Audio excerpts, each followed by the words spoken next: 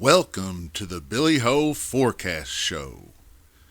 Please subscribe and like the video. Remember, the more you share, the bigger we grow. Now, let's go!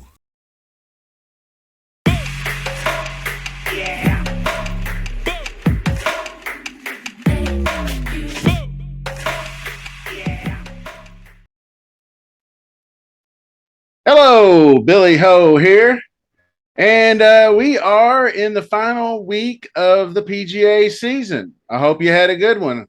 I was up and down, but my first year as a content creator, I feel like I've done a pretty good job. I hope I've given some mild entertainment and hopefully maybe pointed a few guys in the right direction, maybe giving you some thoughts and some strategy. I don't like saying, oh, I gave you this guy or that guy, because I just wanted to point guys out to be on the lookout for. A lot of these tournaments, 146 players, 156 players. It's really, really hard to go through them all. And if I could just toss out a half a dozen guys to maybe light your eyes up a little bit and point you in the right direction, I've done my job. Okay.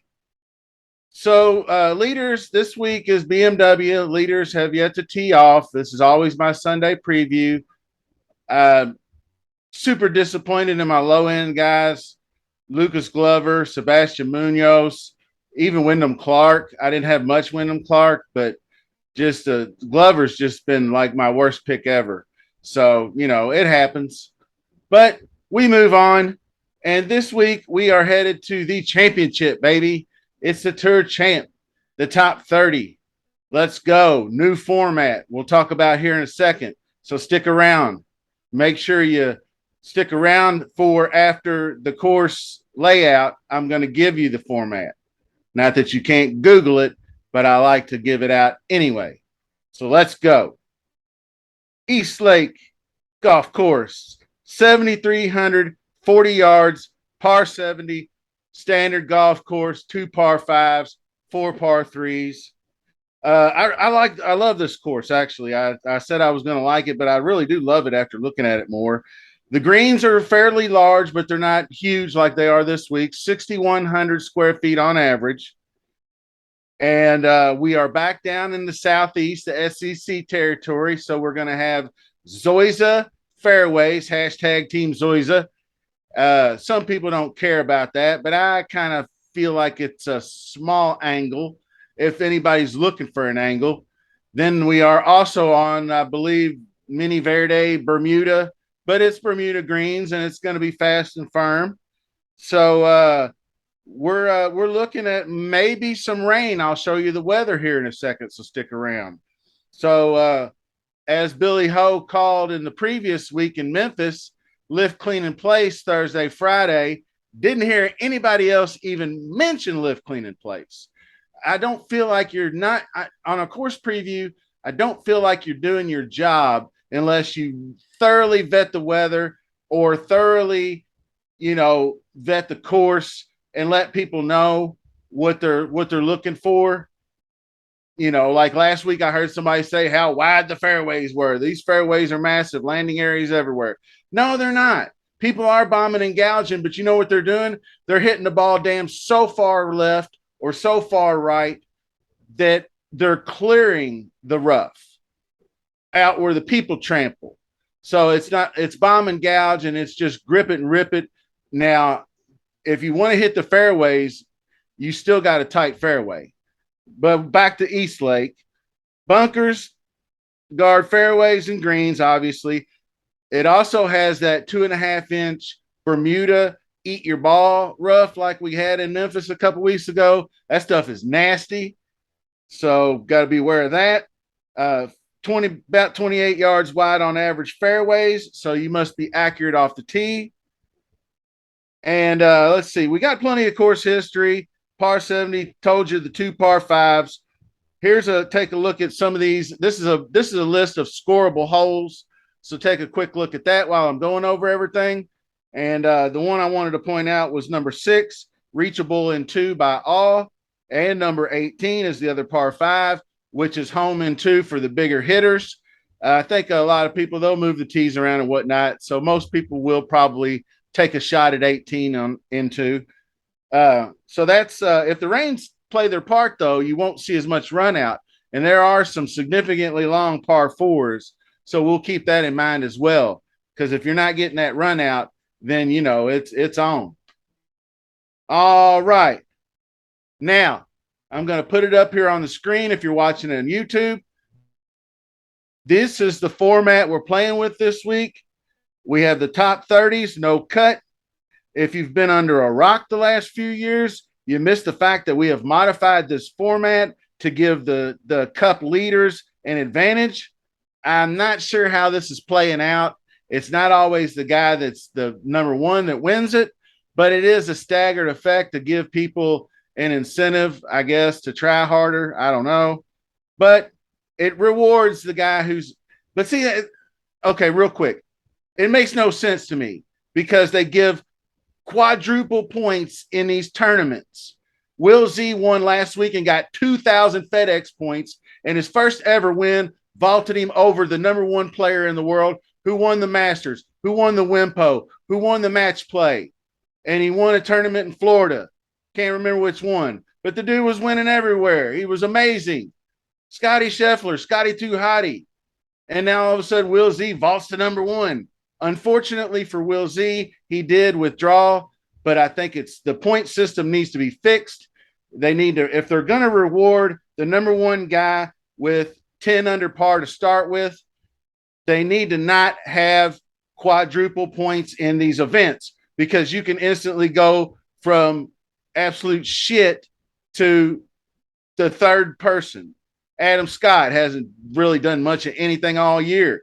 He's going to have a good finish this week and be like top 5 in the FedEx points. Makes no sense. Okay. That said, the modified format is thus: 10 under for number 1, number 2 is 8 under, 3 is 7 under, 4th 6 under, 5th 5 under, 6 through 10 4 under, 11 through 15 3 under, 16 through 20 2 under, 21 through 25. I'm sorry, 1 under. 21 through 25 is 1 under, and everybody else starts at even par. All right. So now let's get into skill sets. All right. And real quick, before we get into skill sets, like I mentioned, a lot of rain in the forecast next week. I'm not really concerned with wind because it's doesn't appear to be concerning at the moment. I don't know what the storms will do, but you see here you got 0.24. These are I'll point out the significant rain. 0.24 Monday, 0.33 Tuesday, 0.8. That's a ton of rain Wednesday. 0.5, a lot of rain Thursday. Then it tapers off to Friday, Saturday, and Sunday. You see 0.19 and 0.03. So the weekend are going to be those pop-up isolated summer storms. So I'm not too worried about them. But this Wednesday, Thursday right here, and the Tuesday PM showers, that's a lot of rain to drop in a 3-day period. I believe we may have delays in start Thursday. I won't confirm or deny that, but there's your weather. It's too early to call it for sure. We'll see how it goes, whether it backs away or it moves forward one way or the other. And we'll leave it at that. Now, back to skill sets. This is what I've done. I've only brought up East Lake Golf Course. I just wanted to give you a few ideas here. I'm going to go strokes gained off the tee some, and then I've got fairways gained some. So that combination will kind of lean more toward strokes gained off the tee. If you don't know for sure, is distance and accuracy kind of combined, like a total driving kind of thing. So there is some accuracy involved in OTT anyway, and then you add in fairways gained. So, and then of course I've got greens in regulation gained, strokes gained approach always, a staple, birdie or better, DK points. And just for the shorter par fours, I put in 100, 125 just to give me a little bit of extra on the approach wedge game, see who's sticking it tight these days, see who's done well from that range at Eastlake. And we have strokes gained tee to green because you have to be a complete player to win these tournaments. And, 6,100 square feet are large size greens. But if you miss these fairways, you're going to be chunking out. That's another reason why I got wedge game in here, because you may have to just chunk it out into the fairway and leave yourself a wedge in. So there we go. Skill sets. And I might focus some on 150, 175, because if you are in the fairway, you may have laid back. So we'll look at that. And now on to a few players. I'm not going to dive in too deep because I wanted to give you the preview. I wanted to give you the format, and I wanted to give you a little bit of weather to look at and think about. But and I just left this last week's up. We don't know for sure. I mean, we know the top 20, 25 guys. There might be a few guys fighting for that last few spots. So we're just going to let that go. But dudes that have performed well at Eastlake, obviously Xander, he's won. JT's always good here, although JT is not 100% fire with these irons. So I don't know how I feel about him next week. I might let ownership dictate because people might shy away from him because he's already like one over for the tournament. He's really not playing his best. After coming out like hot fire, I thought he was going to rub my face in it, but he didn't. Rory, middling. He's T11. He might make a run today. Rahm has looked pretty good.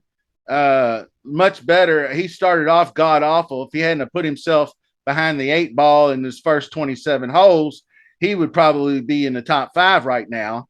Ches Reavie, he's another guy that's been playing pretty well lately, hitting a lot of greens, good with the wedges, scoring some DK points and hitting fairways. Number one, of course, this is only 4 rounds. You do have to pay attention to this.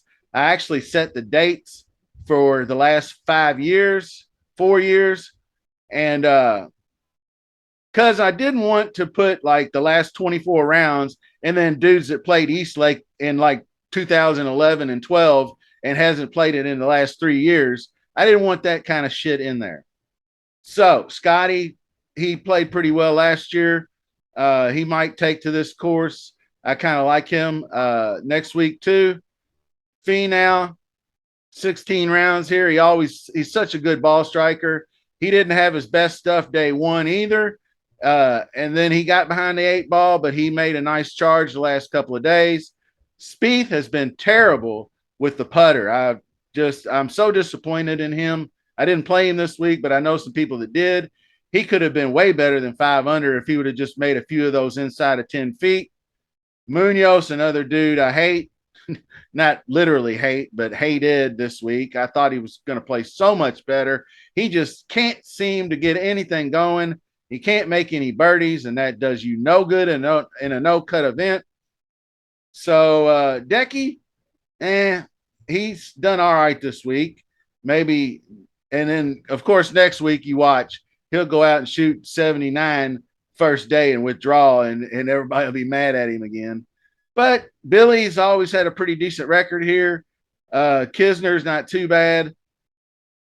Cantlay, I think Cantlay hasn't had actually the best course history here, which is kind of surprising because he's such a good iron player and he's been really fire this week. So he's going to be like the 1, 2, or 3 in the FedEx points going into next week. So keep that in mind. And also as far as strategy goes, it's kind of like round 4 showdown to start the week because everybody will get these position points, but don't pay attention to that and start using up all your salary on the top guys because you can end up like John Rahm in 2020, who started out 8 under, and Xander Schauffele was only 3 under. X ended up outscoring Rahm in DK points 111 to 94 and score under par by 6. So you got to keep that in mind. And I'm going to go ahead and wrap the show up. We'll talk more strategy in the Discord, and hopefully we'll get a Tuesday show going on with David, and we'll roll on from there. Good luck, everybody, today. I hope you get green screens. Remember, subscribe to the channel. Follow Billy Ho on Twitter, BILLYAH40 on the Twitter machine. And until the next show, peace to you.